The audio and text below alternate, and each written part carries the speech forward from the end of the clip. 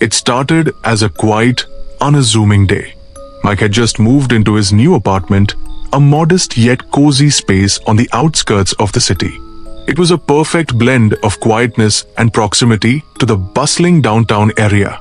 After a long day of unpacking and arranging his things, he sat back on his couch, sipping coffee, enjoying the soft glow of the setting sun through the windows. Little did he know, his life was about to take a dark turn, one that would haunt him forever. The apartment building was old, with creaky wooden floors and dimly lit hallways that seemed to stretch endlessly. It had a certain charm, though an airy beauty that Mike found strangely comforting. His neighbors were mostly elderly folks who kept to themselves, nodding politely when they passed him in the hall.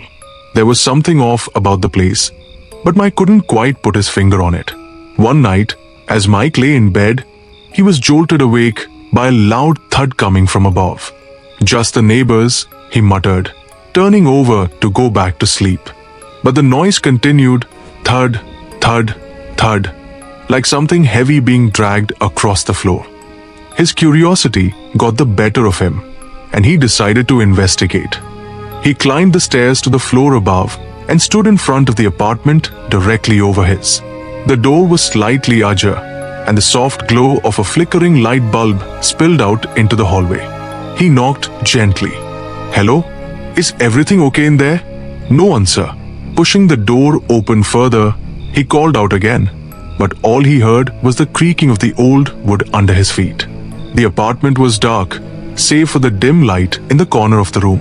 The air was thick and musty, smelling of mildew and something else, something metallic.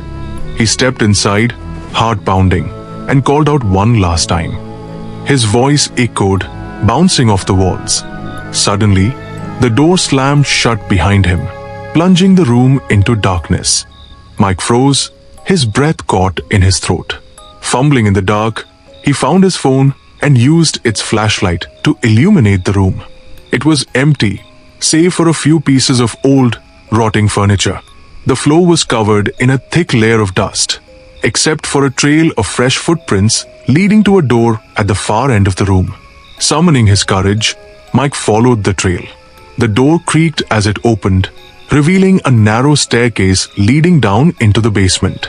The air grew colder with each step, and the metallic smell intensified, filling his nostrils and making his stomach churn. At the bottom of the stairs, he found a small room, dimly lit by a single, swinging light bulb. In the center of the room was an old, rusted table, and on it lay something that made Mike's blood run cold. A collection of old, dusty dolls, each one more grotesque than the last, their glassy eyes staring blankly into the void. He turned to leave, but the door had vanished, replaced by a solid brick wall. Panic set in as he frantically searched for another way out.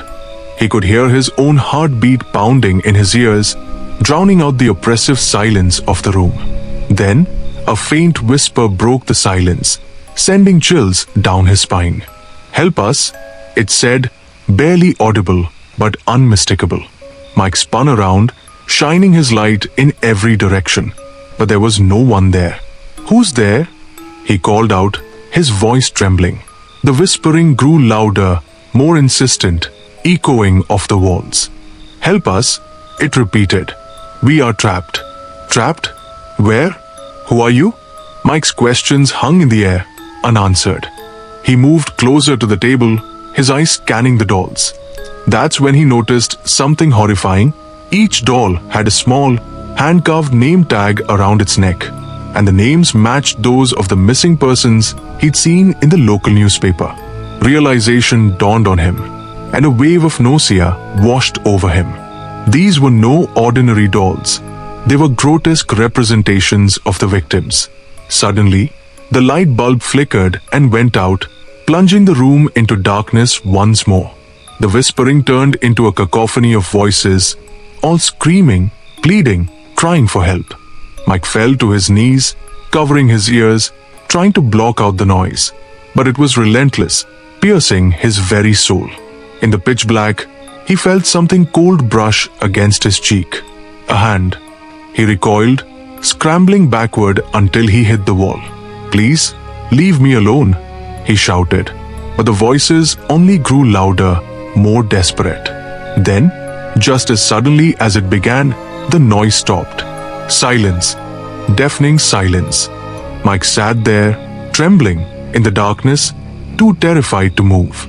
He didn't know how long he sat there, but eventually, the light flickered back on. The room was empty, save for the dolls on the table, their cold, dead eyes still staring. He had to get out of there. But how? Then he saw it. A small, narrow tunnel, just big enough to crawl through, hidden behind the table.